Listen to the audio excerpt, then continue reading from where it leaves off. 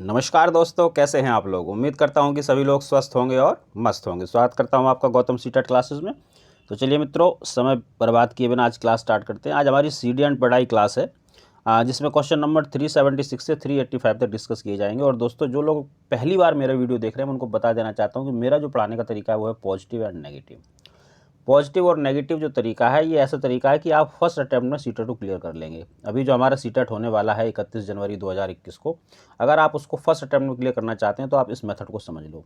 इस मेथड को समझना बड़ा ही आसान है। ये समझ लो कि सिर्फ एक मेथड से फर्स्ट पेपर में 90 मार्क्स और सेकेंड पेपर में 75 मार्क्स की जो CD पैड आती है, सिर्फ एक मेथड से क्लियर करवा दूंगा। बाकी का जो बचेगा वो बचेगा याद करने के लिए, तो मैं वो ही बता दूंगा भी किस तरह से याद करना है। अब आपको करना क्या है, आप ये समझ लो कि पॉजिटिव और नेगेटिव को कैसे समझोगे।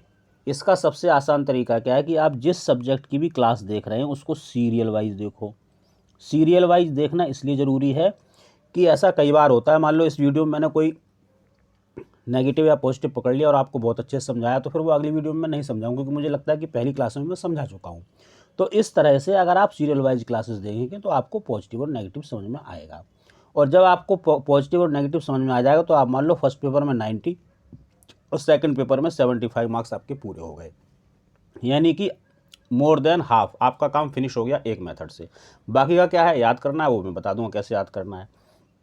अच्छा, दूसरी बात क्या है, दूसरी बात ये है कि जो आप मेरा ये वीडियो देखते हैं उसको आप स्किप मत किया करो, क्योंकि स्किप जब कर दोगे तो जो चीज़ मैं बताना चाहता हूँ, जो मैं क्लैरिफिकेशन देता हूँ कि नेगेटिव क्यों होता है, पॉजिटिव क्यों होता है, किस किस सोच के साथ सीटेट को हमें अटैम्प्ट करना है, उसके ऑप्शंस को कैसे लेना है, वो आपको पता नहीं चलेगा अगर आपने वीडियो स्किप कर दिया तो वीडियो स्किप नहीं करेंगे, चैनल को सब्सक्राइब करेंगे, नोटिफिकेशन बेल ऑन करेंगे, जिससे कि आपको हर क्लास का नोटिफिकेशन मिले। क्योंकि अगर नोटिफिकेशन नहीं मिलेगा, क्लास नहीं मिलेगी, तो फिर आपको क्या कुछ समझ में ही नहीं आएगा। और आप दो या तीन क्लासें डेली होती है, इसलिए नोटिफिकेशन बेल जरूर ऑन करना। चलो मित्रों, आज देखते हैं नेगेटिव पॉजिटिव कैसे आपको सीटेट में बिल्कुल सही आंसर बताएगा। एक शिक्षिका की कक्षा में कुछ शारीरिक विकलांगता वाले बच्चे हैं, निम्नलिखित में से उसे क्या कहना सबसे उचित होगा। अब देखो, सबसे उचित तो वही चीज़ होगी ना जो पॉजिटिव होगी, यानी कि वो चीज़ आपको बोलनी है जो कि बच्चे को किसी तरह से हर्ट ना करे, बच्चा कहीं पे भी अपने आप को ऐसा महसूस ना करे कि उसको बुरा लग रहा है, आपको ये बोलना है, तो ये पॉजिटिव चीज़ होगी। देखिए, पहला देखेंगे पोलियोग्रस्त बच्चे अब एक गाना प्रस्तुत करेंगे। ऐसा कोई भी सेंटेंस, ऐसा कोई भी ऑप्शन जिसमें बच्चे की कमी को उजागर किया गया हो, वो नेगेटिव होता है। तो ये तो हो गया नेगेटिव। पूछ रहा था पॉजिटिव, पहिया कुर्सी वाले बच्चे, इसमें भी देखो बच्चे की जो कमी है उसको उजागर किया गया है, ये हो गया सेंटेंस नेगेटिव। शारीरिक रूप से असुविधाग्रस्त बच्चे कक्षा में ही कोई वैकल्पिक गति कर सकते हैं। एक तो इसमें जो ही है, गतिविधि कर सकते हैं, जो ही है ये भी नेगेटिव वर्ड है। और ये शारीरिक रूप से असुविधाग्रस्त बच्चे, ये आपने बच्चे की कमी उजागर कर दी, इसलिए ये भी नेगेटिव हो गया। पूछ क्या रहा है, पूछ पॉजिटिव रहा है, तो ये तीन तो आंसर हो ही नहीं सकते। अब फोर देखेंगे, मोहन खेल के मैदान में जाने के लिए आप बैसाखियों का प्रयोग क्यों नहीं करते। यानी कि देखो, दिक्कत इस बच्चे को भी है, लेकिन टीचर ने ऐसा उसको महसूस ही नहीं होने दिया कि बेटा आपको कोई प्रॉब्लम। उसने कहा बेटा जाओ ग्राउंड में जाओ, खेलो आप भी। अब वो मान लो अपनी कहेगा कि मैडम मैं तो चल नहीं सकता है, अरे आप अपनी बैसाखी लो और चले जाओ, तो बच्चे को एक पॉजिटिव फील आएगी। तो हमें बच्चे को पॉजिटिव फील करानी है, तभी तो सबसे उचित वही तो होगा जब बच्चा पॉजिटिव फील करेगा, तो फोर्थ आंसर होगा। तो ये एक सोच है सीटेट की कि किस तरह से प्रैक्टिकली आप सोचोगे और सीटेट में जो ऑप्शन दे रखे हैं उसको आप क्लियर करोगे। अगला क्वेश्चन देखेंगे, के अतिरिक्त निम्नलिखित सभी कारण अधिगम अक्षमता हो सकती है। यानी कि इन तीन चार में से एक ऐसा है जिससे अधिगम अक्षमता नहीं उत्पन्न होगी, बाकी तीन से हो सकती है। तो किससे नहीं होगी वो बताना है। देखिए, यहाँ से चलते हैं, व्यवहारगत विघ्न, अगर बच्चे को कुछ बिहेवियरल प्रॉब्लम है तो अधिगम अक्षमता हो सकती है। जी हाँ, बिल्कुल हो सकती है। सेरेब्रल डिस्फंक्शन, ये दिमाग से रिलेटेड होता है, अगर दिमाग में कुछ दिक्कत है तो अधिगम अक्षमता हो सकती है। हाँ जी, हो सकती है। संवेगात्मक विघ्न, अगर बच्चा इमोशनली संवेगात्मक रूप से स्वस्थ नहीं है तो अधिगम अक्षमता हो सकती है। जी बिल्कुल हो सकती है। लेकिन जो ये सांस्कृतिक कारण होते हैं, संस्कृति से बच्चा कुछ ना कुछ जरूर सीखता है, अच्छा भी सीख सकता है, बुरा भी, लेकिन सीखता जरूर है, इससे अधिगम अक्षमता नहीं होती है। आंसर करेंगे ए। अगला देखेंगे, एल्बर्ट बंडूरा निम्न में से किस सिद्धांत से संबंधित है? तो देखो भाई, एल्बर्ट बंडूरा का जब नाम आए तो आपको क्या करना है, सामाजिक अधिगम का सिद्धांत। अब आप कहोगे जी सामाजिक अधिगम का सिद्धांत तो दिया है वाइगोस्की ने, तो जी हाँ, वाइगोस्की ने भी दिया। तो दो ही लोग हैं सीटेट में जिन्होंने सामाजिक अधिगम सिद्धांत की बात की, एक तो वाइगोस्की और एक एल्बर्ट बंडूरा। लेकिन एल्बर्ट बंडूरा ने सामाजिक अधिगम सिद्धांत में ही प्रतिरूपण की बात की थी। प्रतिरूपण मतलब मॉडलिंग, प्रेक्षण करके बच्चा सीखता है। तो बाकी को अगर आपको एल्बर्ट बंडूरा के बारे में और ज़्यादा पढ़ना है तो इसका वीडियो पड़ा हुआ है चैनल पे, आप देख लीजिए। एल्बर्ट बंडूरा का अमर प्रेम, आपको सब कुछ याद हो जाएगा, कैसे कैसे क्या क्या थ्योरीज थी उनकी, सब कुछ। बहुत बेहतरीन वीडियो है, आप उसमें पढ़िए एल्बर्ट बंडूरा को, आपको समझ में आ जाएगा। अगला क्वेश्चन देखते हैं। मानसिक आयु का प्रत्यय किसने दिया? देखिए, जब इस तरह का कोई क्वेश्चन पूछा जाएगा तो ये सीधी सीधी थ्योरी, उसका सीधा सीधा आंसर देंगे, no negative no positive. Answer है विनय साइमन। अगला क्वेश्चन देखेंगे, निम्नलिखित में से कौन सा सीखने का नियम नहीं है? तो अभी आप इन चार में से आपको पता होना चाहिए कि सीखने के नियम कौन कौन से हैं। तत्परता का नियम है, थॉर्नडाइक ने दिया। तनाव का नियम, प्रभाव का नियम थॉर्नडाइक ने दिया। अभ्यास का नियम थॉर्नडाइक ने दिया, यानी कि बी आंसर है। और देखो भाई, ये तत्परता का नियम, अभ्यास का नियम और प्रभाव का नियम, अभ्यास का नियम अगर आपको याद नहीं रहते हैं तो इसकी मैं आपको एक बहुत बढ़िया ट्रिक बता देता हूँ। आपको प्रभात लिखना तो आता होगा, अब इसको लिखने का थोड़ा तरीका देख लो। इसको ऐसे लिखो, देखो जो ये इसका आ का डंडा था बस इसको अलग कर दिया। ये थॉर्नडाइक के तीन जो उसके प्राथमिक नियम है वो हो गए। प्र मतलब प्रभाव का नियम, आ मतलब अभ्यास का नियम, ता मतलब तत्परता का नियम। ये थॉर्नडाइक के तीन नियम। थॉर्नडाइक ने सीखने के दो तरह के नियम दिए, एक तो प्राथमिक और एक गौड़ नियम दिए। गौड़ नियम उन्होंने 5 दिए थे और प्राथमिक ये 3 दिए थे। मैंने ट्रिक से आपको यहीं याद करवा दिया, कहीं जाने की जरूरत नहीं है। अगला क्वेश्चन देखेंगे, एक समावेशी विद्यालय। पहले तो समावेशी विद्यालय समझ लो क्या होता है। देखिए, समावेशी विद्यालय ऐसा होता है कि एक ही रूम के अंदर दोनों तरह के बच्चे, नॉर्मल बच्चे भी और जो डिसेबल बच्चे हैं वो दोनों एक ही क्लास में पढ़ते हैं, सामान्य क्लास की तरह, और उसको सामान्य टीचर ही पढ़ाता है। ये बस आप ध्यान रखना, समावेशी विद्यालय आप पढ़ेंगे। विशेष रूप से योग शिक्षार्थियों के अधिगम परिणामों को सुधारने के लिए विशिष्ट रूप से प्रतिबद्ध होता है। अब ये विशेष रूप कह रहा है, इसका मतलब ये ना कुछ बच्चे सेलेक्ट कर लिए, जबकि समावेशी विद्यालय में दोनों तरह के बच्चे होते हैं, तो ये बात हो गई गलत। शिक्षार्थियों के बीच मध्य अंतर करता है, बच्चों के बीच अंतर करता है, ऐसा कोई ऑप्शन अगर आपको दिखाई दे तो ये होता है नेगेटिव।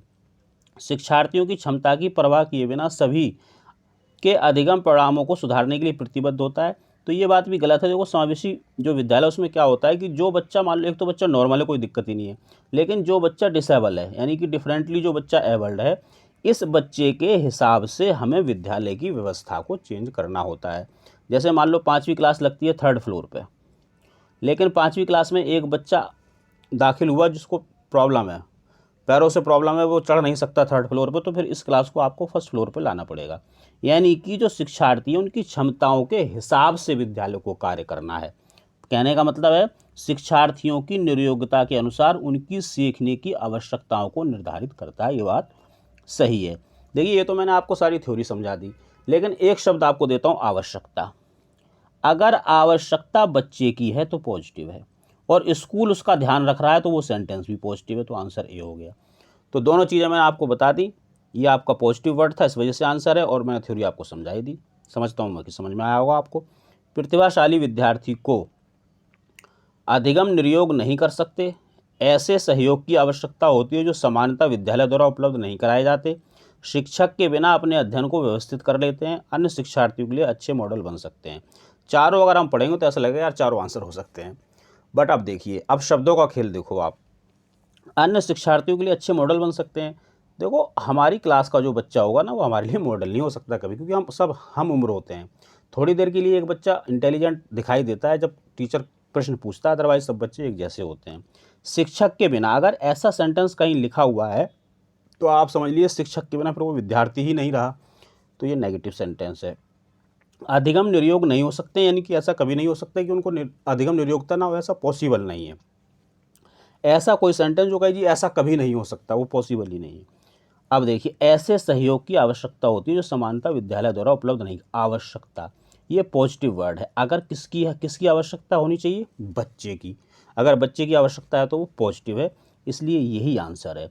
देखिए नेगेटिव पॉजिटिव से कई बार ऐसा हो कि आपको क्वेश्चन भी समझ में नहीं आएगा, आंसर भी समझ में नहीं आएंगे, ऑप्शन भी समझ में नहीं आएंगे, लेकिन आपको एक शब्द मिल जाएगा तो आप उसको आंसर कराना, मैं गारंटी देता हूँ आपको 1 नंबर मिलेगा। आवश्यकता अगर बच्चे की है तो पॉजिटिव है, आंसर कर देना। के कारण प्रतिभाशालिता होती है, यानी कि अगर कोई बच्चा प्रतिभाशाली है तो किसके कारण है? तो देखो जो मानव होता है, मानव का जो निर्माण होता है वो 2 चीज़ों से होता है, एक तो अनुवांशिकी से और एक जो उसको वातावरण मिलता है, इन 2 चीज़ों से। तो ये दोनों चीज़ें कहाँ हैं? 2 और 3 का संयोजन, आंसर ये कर लो। जहाँ पे भी अनुवांशिकी और वातावरण दोनों साथ साथ आ जाएं, समझ लो आंसर वही होगा। ये भी ट्रिक है। अगला क्वेश्चन देखो, बच्चों में सीखने और सुनने के लिए अधिगम योग्य वातावरण के लिए निम्नलिखित में से कौन सा उपयुक्त है? अब देखो भाई, उपयुक्त वही होगा जो पॉजिटिव होगा। तो हमें क्या करना है? हमें पॉजिटिव सेंटेंस को, क्वेश्चन को इस तरह से पढ़ने की हैबिट बनाओ कि वो पॉजिटिव पूछ रहा है या नेगेटिव पूछ रहा है, और उसी हिसाब से जब आपको पता चलेगा कि पॉजिटिव पूछ रहा है तो आपको पॉजिटिव वर्ड्स ढूंढने हैं, और जब वो पूछेगा कि नेगेटिव पूछ रहा है तो फिर नेगेटिव वर्ड ढूंढने हैं। तो चलिए, पॉजिटिव पूछ रहा है। सीखने, यहाँ से देखते हैं, सीखने वाले द्वारा व्यक्तिगत कार्य। इसमें ना तो कुछ पॉजिटिव समझ में आ रहा है, कुछ नेगेटिव, तो इसको हम होल्ड पर रखेंगे थोड़ी देर। निरंतर गृह कार्य देते रहना, गृह कार्य नेगेटिव है, प्रॉपर। अब देखिए ये नेगेटिव पॉजिटिव अगर आप सीखना चाहते हैं, क्योंकि ये तो है जो क्लास, इसमें तो क्वेश्चन नंबर 376 से हमने स्टार्ट किया, इससे पहले 375 क्वेश्चन हो चुके हैं, तो उसमें नेगेटिव पॉजिटिव मैंने बहुत अच्छे से बताए होंगे जहाँ जहाँ आए हैं। तो इनको अगर आप समझना चाहते हैं तो क्लास को सीरियल वाइज देखें, उनकी प्रैक्टिस करो। प्रैक्टिस का तरीका क्या है? PDF है मेरे पास, आप ले सकते हैं, लगभग 3000 क्वेश्चन है उनमें नेगेटिव पॉजिटिव की ही प्रैक्टिस है सारी, और सारे सीटेट के क्वेश्चन है।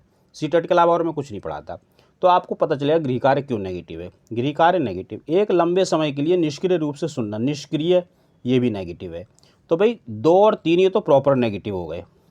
शिक्षार्थियों को यह छूट देना क्या सीखना और कैसे सीखना है, तो ये बात भी कुछ हद तक ठीक है। अब ये 2 सेंटेंस हैं जो आंसर हो सकते हैं। तो सीटेट में ऐसे कई क्वेश्चन आएंगे जब आप 2 में, 3 में या चारों में फंस जाओगे कि भाई ये तो चारों ही आंसर लग रहे हैं, तीनों आंसर लग रहे हैं, 2 आंसर लग रहे हैं, आप कैसे निकालें? तो इसका सबसे बढ़िया तरीका है, 3 मंत्र है मेरे पास। पहली चीज़ देखो,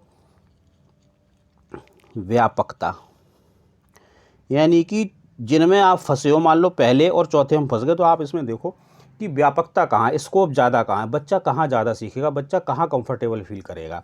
जहाँ बच्चा कंफर्टेबल फील करेगा, जहाँ ज़्यादा सीखेगा, जहाँ बच्चे का ज़्यादा भला होगा, आंसर वो होगा। पहले देखो, सीखने वाले द्वारा व्यक्तिगत कार्य करना, और शिक्षार्थियों को यह छूट देना क्या सीखना और कैसे सीखना, यानी कि यहाँ बच्चा ज़्यादा कंफर्टेबल फील करेगा। उसको पता है जी मेरी मर्जी का सारा काम हो रहा है, तो उसको अच्छा लगेगा। जहाँ बच्चे को अच्छा लगेगा वही पॉजिटिव, और पॉजिटिव ही पूछ रहा था, इसको आंसर कर दो। अगला को, और ये कोई ट्रिक नहीं है, कोई तुक्का नहीं है, ये 7-8 सालों का मेरा निचोड़ है पढ़ाने का, जिससे मैं 100% रिजल्ट दे रहा हूँ। आप इस पर यकीन करें और सीटेट क्लियर करें। अगला क्वेश्चन देखिए, गतिक कौशलों में अधिगम निर्योग्यता कहलाती है। देखो भाई, सीटेट में 7-8 डिसेबिलिटीज़ हैं, लर्निंग डिसेबिलिटीज़, जो हमेशा सीटेट में आती हैं, लगभग 2 या 3 नंबर की। और बच्चे हमेशा कंफ्यूज रहते हैं, यार ये क्या आ गया, ये डिसकैलकुलिया क्या होता है, डिसलेक्सिया क्या होता है, ये क्या होता है, वो क्या होता है। तो अगर आप भी ऐसे ही कंफ्यूज रहते हो तो आप क्या करो, मेरे चैनल में एक प्लेलिस्ट पड़ी हुई है, गौतम्स ट्रिक। इसमें मैंने 3-4-5 ट्रिक डाली हुई हैं, और इतनी बेहतरीन ट्रिक हैं कि अगर आपने इनको पढ़ के देख लिया ना, तो सीटेट का 1/2 थ्योरी तो कंप्लीट आपकी हो ही जाएगी। उसी में एक लाइन है, मोटो अप्रेक्सिया, अब यहाँ तो लिख नहीं पा रहा हूँ मैं, 10th में पढ़ती है। तो मोटो यानी कि मोटर डेवलपमेंट, यानी कि गतिक कौशल, और अप्रेक्सिया यानी कि डिसअप्रेक्सिया। लो, आ गया आंसर। तो इसमें गौतम ट्रिक में जाके आप देख लेना, लर्निंग डिसेबिलिटी की जो ट्रिक है, आप कभी ज़िंदगी में लर्निंग डिसेबिलिटी भूल ही नहीं सकते हैं। आंसर इसका करेंगे बी, डिसप्रेक्सिया।